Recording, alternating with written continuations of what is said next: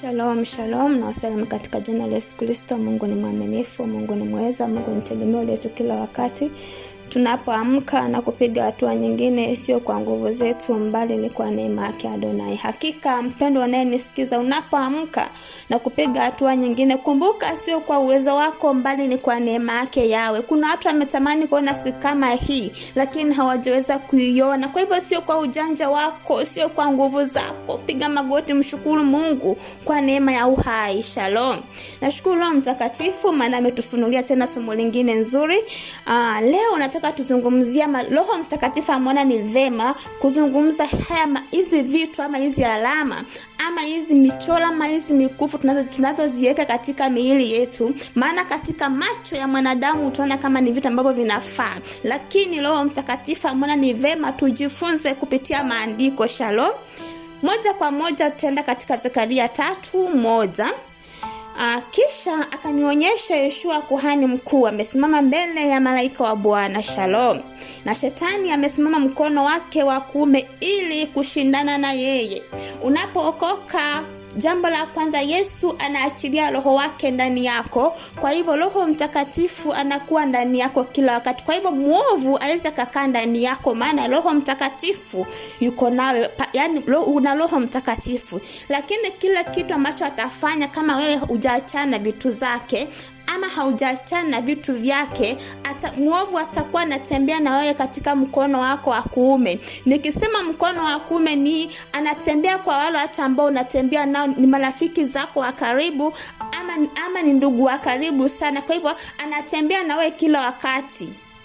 Shalom, shalom. Tuendelee kusoma ili tuweze kujifunza katika neno la Bwana. Nitasoma kwa uwezo wa Roho Mtakatifu. Tumesoma 1, tuteremke hadi tuvuke 2, tuteremke 3. Basi Yoshua alikuwa amevaa nguo chafu sana, naye alikuwa amesimama mbele ya malaika. Alikuwa na nguo chafu. Kumaanisha alikuwa ameokoka, alikuwa anampenda Bwana, anasema nimeokoka nampenda Bwana, lakini ana nguo chafu. Na siku zote Mungu ni mtakatifu, haweza kaketi mahali ambapo pako na uchafu. Kwa hivyo huyu Yoshua alikuwa na nguo chafu, ndiposa Ibilisi alikuwa anatembea naye katika mkono wake wa kuume. Unapoamua kuokoka, jaribu sana kujitenga na vitu ambavyo ni vya dunia. Hauwezi kumwambia adui toka na una vitu zake. Hauwezi kumpiga ukiwa na vitu zake. Shalom. Tutaendelea kujifunza katika neno. Tuteremke pale 4. Inatuambia hivi: naye huyo akajibu akamwambia wale waliosimama mbele yake, akasema mvueni nguo hizi zenye uchafu. Kisha akamwambia yeye, tazama nimekuondolea uovu wako, nami nitakuvika mavazi ya dhamani nyingi. Shalom. Kumaanisha Yoshua alikuwa na nguo chafu, lakini yule malaika hangeweza kusema naye kama ana zile nguo chafu. Mpendwa unayenisikiza, Roho Mtakatifu amani vema tushare hili neno na wewe. Kuna jambo ambalo linaonekana katika nzuri machoni pa mwanadamu, lakini mwisho wake ni njia za mauti. Shalom. Usione mtu ameweka alama kwa mwili wake ukatamani ile alama. Usione kila mkufu ni wa kununua kuweka katika mwili wako, maana hizi vitu zina maagano yake. Vitu hizi zina maagano yake, wapenda mnayenisikiza. Ukisoma katika Kutoka, wakati ambapo Musa alienda mlimani, Israeli wakaona ni kama ameenda hatarudi tena. Kitu alichomwambia yule, wakati ambapo Musa alienda katika mlima wa Bwana ili kuzungumza na Bwana, Israeli waliona Musa amekawia, wakaambia Haruni awatengenezee miungu.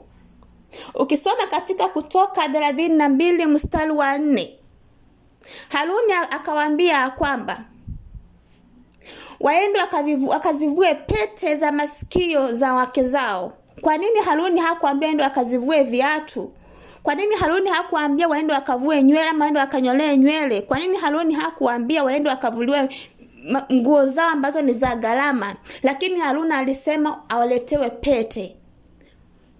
Alipochukua zile pete za masikio za mabibi zao na mabinti zao, alipozirusha ndani ya moto, kukatokea sanamu ambayo ni ya ng'ombe. Shalom.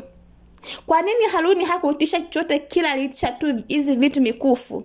Kwa sababu alijua kupitia hizi vitu kuna maagano yake. Kuna kitu ambacho utakiweka katika mwili wako, lakini uwe umeungamana na maagano mengine ambayo haistahili. Shalom. Kuna kitu ambacho kinaonekana ni kizuri sana machoni pa mwanadamu, lakini mwisho wake ni njia za mauti. Shalom. Tutaendelea kusoma katika Zekaria 3 mstari wa 5. Nikasema,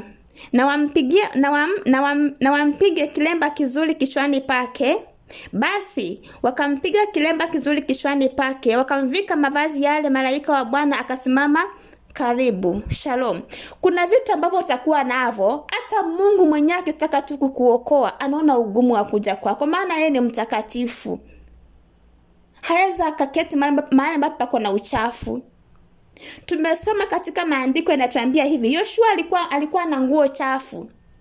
Na alikuwa anataka kusikia sauti ya Mungu, lakini ilibidi kwanza yale mavazi yaondolewe, apigwe kilemba ndipo malaika wa Bwana afanya nini? Aweze kuzungumza na yeye. Tutaendelea kusema katika mstari wa 6 hadi 7.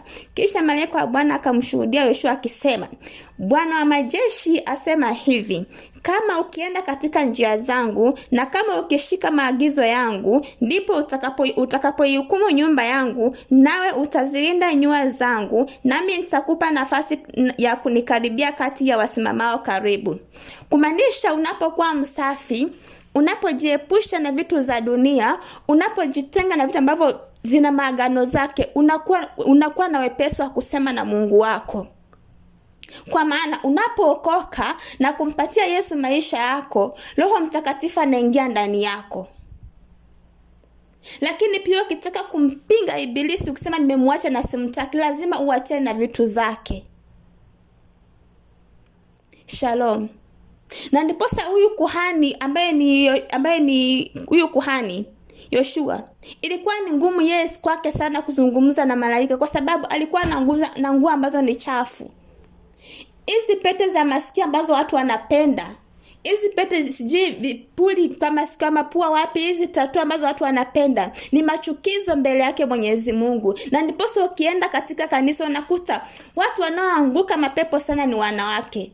Maana huyu mtu amevaa manguo ambayo yanamuonyesha uchi wake.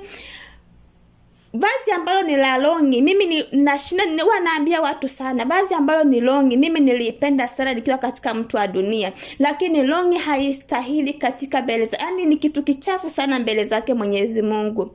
Na unakuta mtu anavaa vazi hili, anatembea nalo, anaenda nalo madhabahuni pa Bwana. Na ninashangaa sana wala hata ambao anaenda wanahubiri na longi katika madhabahu. Na ndiposa Mungu anatuambia kwamba katika madhabahu ameweka laana na baraka. Ndiposa utaenda katika madhabahu nyingine, badala upate baraka unapata laana. Kwa sababu kitu cha kwanza, haujaheshimu madhabahu ya Mungu.